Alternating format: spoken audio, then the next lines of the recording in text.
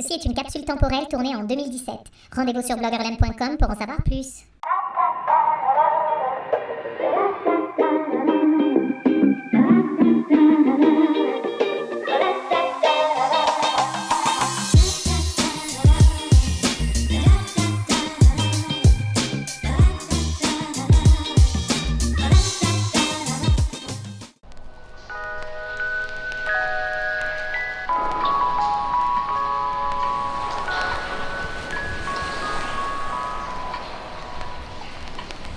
En Corée du Sud, on ne badine pas avec la culture. Plus de 300 objets et monuments sont classés trésors nationaux.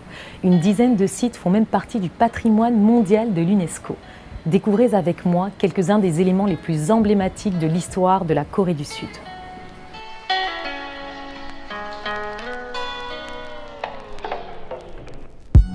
Transport, infrastructures, services, tout se développe à grande vitesse en Corée du Sud. En quelques décennies, le pays a su se hisser au rang de 11e puissance mondiale. Les Coréens sont tournés vers le futur, mais le passé garde une place importante dans leur vie. Plus de 300 vestiges historiques sont élevés au rang de trésors nationaux. À Séoul, on peut en admirer certains au musée du Palais national de Corée, dans le district de Gyeongnu. Plus de 20 000 reliques royales y sont exposées. Chaque galerie se focalise sur une époque ou un thème particulier. Ici, les tissus et l'art de l'emballage.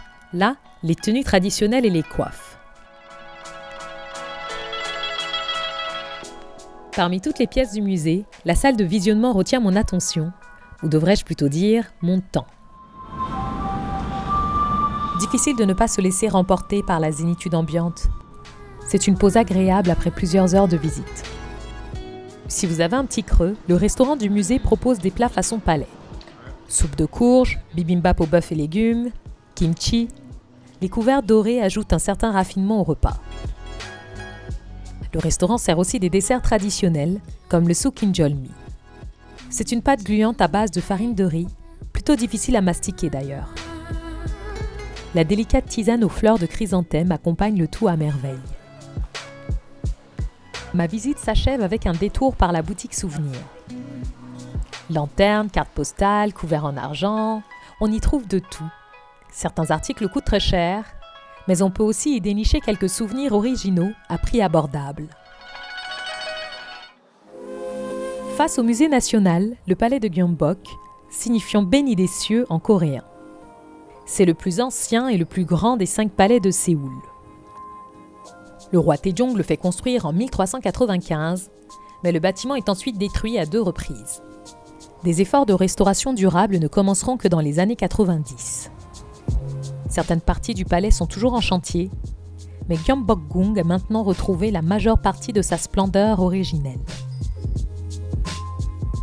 À l'intérieur du palais, on trouve aussi le musée folklorique de Séoul. Il est fondé en 1945. Ce musée nous transporte dans le quotidien des citoyens lambda à travers les âges. On y découvre les habitations, les commerces et les ustensiles de tous les jours. Les expositions nous plongent dans la culture coréenne, entre croyances populaires, musique et habitudes alimentaires.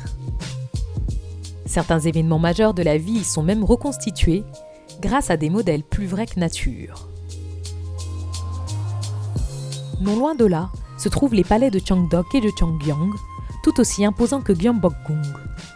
Cheongdokgung fait d'ailleurs partie du patrimoine mondial de l'UNESCO depuis 1997. Construit en 1405, ce palais de la vertu prospère est le mieux préservé des quartiers royaux de Séoul. Il a pourtant été brûlé une fois, en 1952 par des citoyens en colère. Cheongdokgung fut la résidence principale de nombreux rois de la dynastie Joseon. Son célèbre jardin secret Hwon attire des dizaines de visiteurs chaque jour.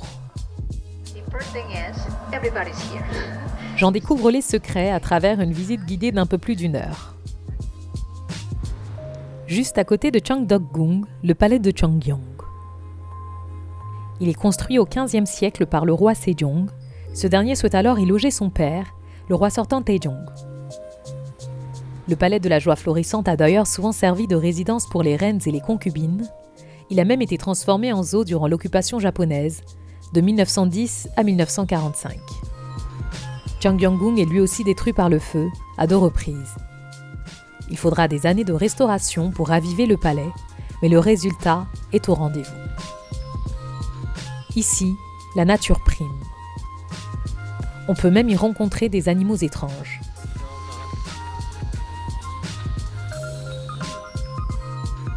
Alors aujourd'hui, je suis dans le palais de Doksu-gung, un des 5 palais à visiter à Séoul. Le palais de Doksu se distingue par son style hétéroclite. Bâtiments traditionnels et architecture néoclassique s'y côtoient, créant ainsi une étrange harmonie. Ce palais de la longévité vertueuse se situe au coin de l'intersection la plus animée de Séoul. Il fut d'abord la résidence d'un frère du roi Seongjeong au XVe siècle, avant de devenir une résidence royale un siècle plus tard. Le pavillon Jongwon-hon, le premier d'inspiration occidentale, est complété en 1900. Le premier empereur de Corée y passait une grande partie de son temps libre. À l'arrière du bâtiment, des passages secrets. Ils menaient à l'émissaire russe au début du XXe siècle. 3 fois par jour, une cérémonie de relève de la garde se déroule devant le palais.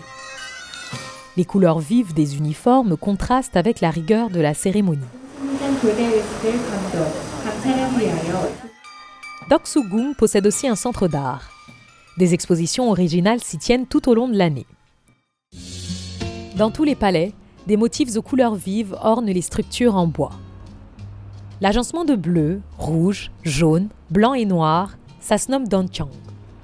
Le Donchang orne souvent les bâtiments d'architecture traditionnelle dans tout le pays. Grâce à cette couche de peinture colorée, le bois est protégé des intempéries et des insectes. Les motifs varient selon l'usage que l'on fait du bâtiment. Certains symboles protégeraient même du feu et des esprits maléfiques, selon la croyance populaire. Les palais de Séoul sont accessibles au grand public. Une entrée simple coûte seulement 1000 won, soit un peu moins de 2 $ canadiens. Vous pouvez aussi vous procurer un combo à près de 10 $ et vous donnera accès aux 4 palais principaux et au sanctuaire de Jongmyo.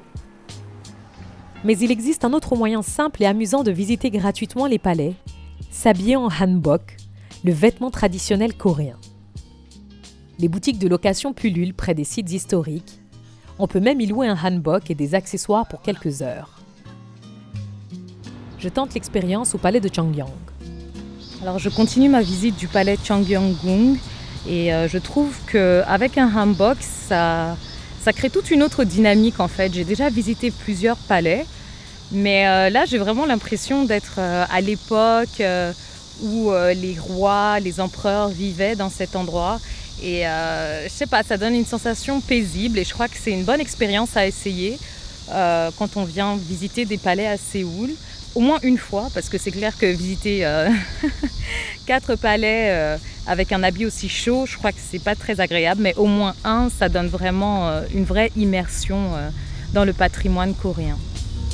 Se promener en hanbok est prisé des touristes, mais aussi des Coréens, car de nos jours, cet habit se fait rare dans les rues de Séoul. Certains en portent encore lors d'occasions spéciales, comme les mariages ou les cérémonies religieuses, mais même là, les hanboks sont souvent délaissés au profit de vêtements plus modernes. Le hanbok fait pourtant partie du décor depuis des millénaires. Il se décline sous une multitude de couleurs, motifs et textures.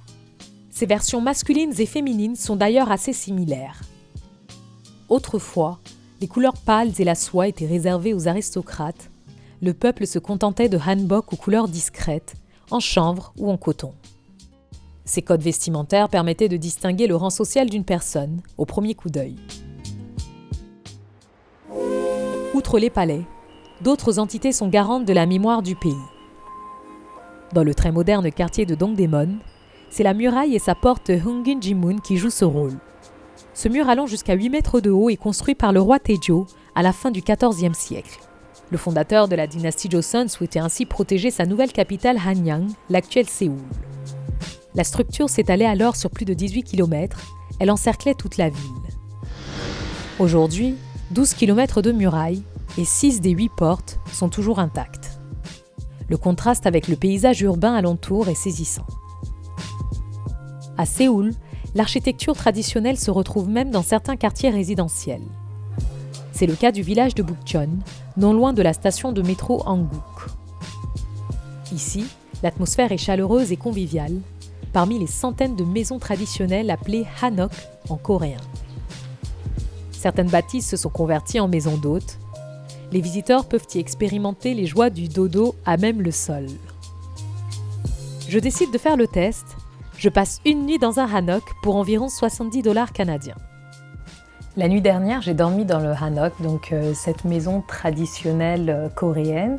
On dort par terre avec un espèce de petit un drap un peu matelassé et une couverture. Et c'est vrai que c'est un peu difficile de dormir par terre quand on n'est pas habitué, mais j'ai quand même plutôt bien dormi. Et puis ça a été un peu modernisé cette pièce parce qu'il y a une climatisation et il y a beaucoup de lumière quand même. Les salles de bain sont assez modernes, style coréen quand même, parce que la douche et la cuvette ne sont pas délimitées par quoi que ce soit. Mais c'est une bonne expérience dans ce hanok avec surtout les portes en papier de riz. L'hôte était très agréable et puis c'est assez intéressant de vivre cette expérience traditionnelle en Corée du Sud. Voilà, c'est la fin de ma promenade dans l'histoire de la Corée. À travers ses palais, ses musées et son architecture, Séoul a su incorporer son passé dans une réalité ultra-moderne. Les Coréens semblent dévoués à préserver leur patrimoine, comme si l'avenir du pays se cachait dans son histoire.